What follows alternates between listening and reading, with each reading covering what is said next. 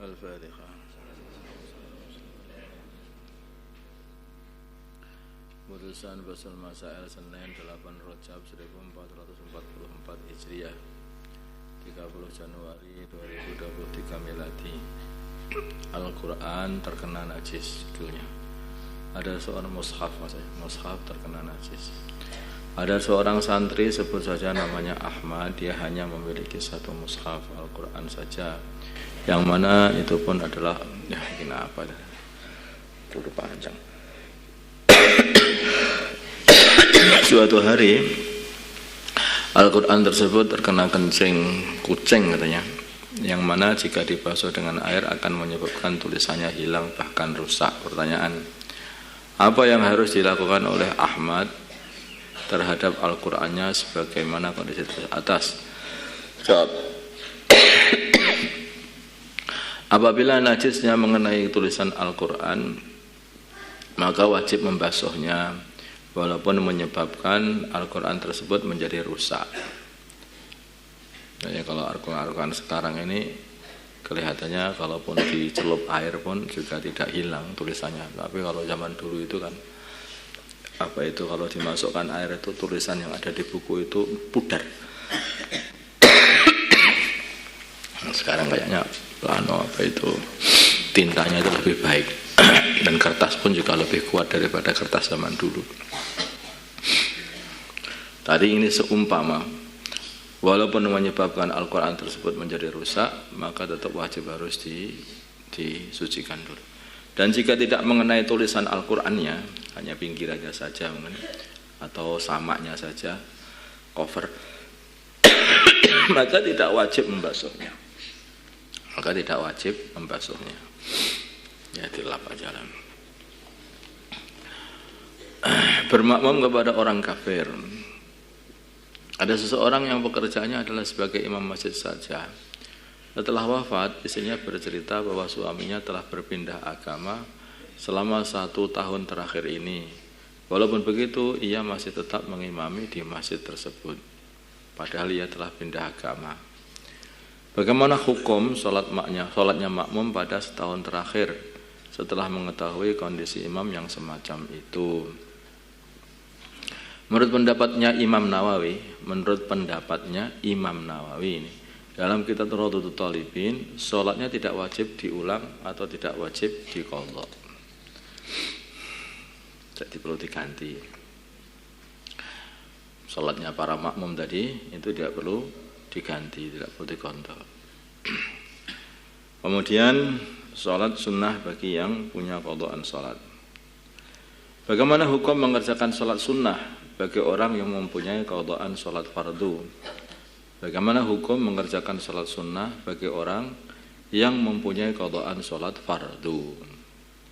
Jadi beberapa santri itu banyak punya qadhaan. Masya Allah, memperhatikan sekali juga itu. Karena itu hutang dia kepada Allah. Selanjutnya diperinci, jika meninggalkannya karena uzur, yaitu alasan yang dapat diterima syarat, maka sholat sunnah yang ia kerjakan adalah sah dan tidak haram.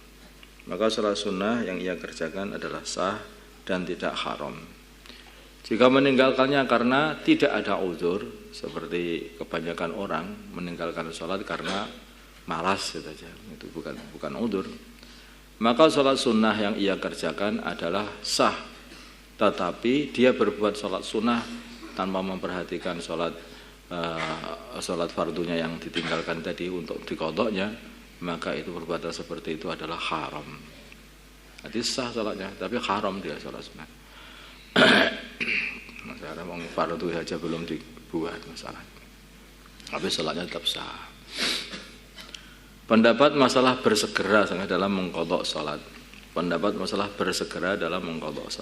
Pendapat pertama, jika meninggalkannya karena ada uzur, maka sunnah bersegera. Jika meninggalkannya karena ada uzur, maka sunnah bersegera, sakit namanya. Jika meninggalkannya karena tidak ada uzur, seperti kebanyakan orang karena malas dan sebagainya, maka wajib segera mengqadha salatnya yang dia tinggalkan itu. Maka wajib bersegera salatnya yang dia tinggalkan itu untuk mengqadha salatnya bersegera yang ditinggalkan itu. Pendapat kedua, hukum bersegera adalah sunnah baik ada uzur ataupun tanpa uzur. Pendapat ketiga, hukum bersegera adalah wajib. Hukum bersegera adalah wajib baik ada uzur ataupun tanpa uzur dan segera dikerjakan itu, sholatnya itu. Ada satu amalan dalam agama ini yang sebetulnya ini tidak bisa ditinggalkan, yaitu amalan sholat. Yaitu amalan sholat nggak bisa ditinggalkan, dan dalam kondisi apapun kalau orang itu tidak bisa ditinggalkan. Ketika di rumah orang itu harus sholat, ketika safar juga harus sholat, ketika orang itu sakit kalau masih bisa sholat ya tetap harus sholat. Kalau dia ini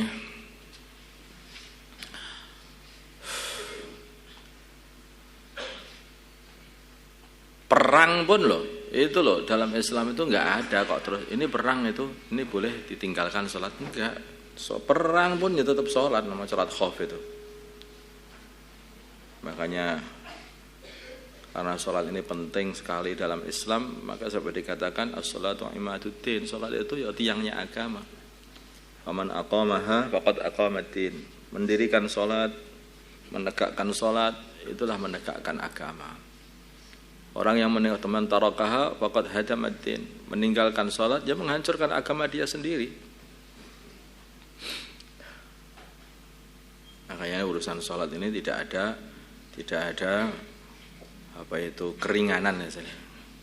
Betulnya harus mengerjakan sholat selagi masih bisa mengerjakannya.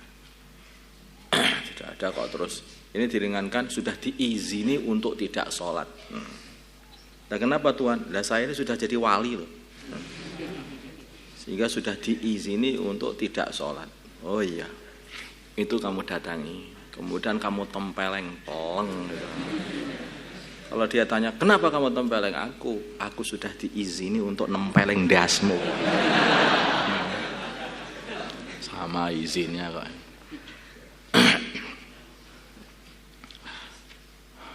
Masalah mengqadha sholatnya orang yang sudah wafat. Mengqadha'i sholatnya orang yang sudah wafat. Bagaimana hukum mengqadha'i sholatnya orang yang sudah meninggal? Jawab, pendapat yang mu'tamad adalah dalam mazhab adalah tidak bisa diqadha dan tidak bisa diganti dengan fidyah. Seseorang mati dengan kondisi seperti itu tidak bisa diqadha dan tidak bisa dibayar dengan fidyah.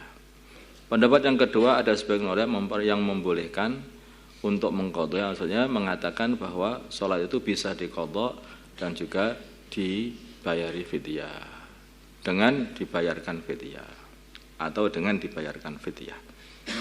Pendapat yang kedua ada sebagian ulama yang membolehkan untuk sholatnya orang sudah mati itu sudah untuk yang mengatakan bahwa sholatnya sudah mati itu bisa diqadha'i atau juga bisa dibayar dengan fidyah. Ada sebagian pendapat ulama seperti itu. Saya kalau yang pendapat yang kedua itu juga enggak apa-apa kalau diamalkan tuh. Siapa tahu diterima oleh Allah. Allahumma shalli ala sayyidina Muhammad wa ala sayyidina Muhammad wa ala sayyidina Ibrahim wa ala sayyidina Ibrahim wa ala sayyidina Muhammad wa ala sayyidina Muhammad wa ala sayyidina Ibrahim. Allahumma arham wa sayyidina Muhammad, Allahumma afil wa sayyidina Muhammad, Allahumma aslih wa sayyidina Muhammad, alih baina qulubi wa sayyidina Muhammad. Allahumma ansur wa sayyidina Muhammad, Allahumma ansur sultanan nasira. Sallallahu ala sayyidina Muhammadin nabiyil ummi wa ala alihi wasallam. Ini santri-santri yang masih punya qadha salat itu maka segera itu yang diganti itu berbahaya sekali nanti kamu itu. Salat itu jangan sampai ditinggalkan, di pondok masih salat, ke rumah ketika pepulangan sebulan meninggalkan salat. Yang seperti itu gimana itu kesadarannya itu? Kan pondok ini kan dibuat ini untuk menyiapkan seorang menjadi ulama nanti, membimbing umat ini supaya mereka itu bisa ittiba baginda Nabi Muhammad SAW. Tapi kalau ulamanya saja itu meninggalkan sholat, bagaimana bisa jadi panutan umat? Paham nggak ini? Makanya itu urusan sholat itu jangan sampai dibiarkan larut-larut, dibiasakan meninggalkan sholat itu berbahaya banget. Orang meninggalkan sholat itu ya artinya itu imannya lemah.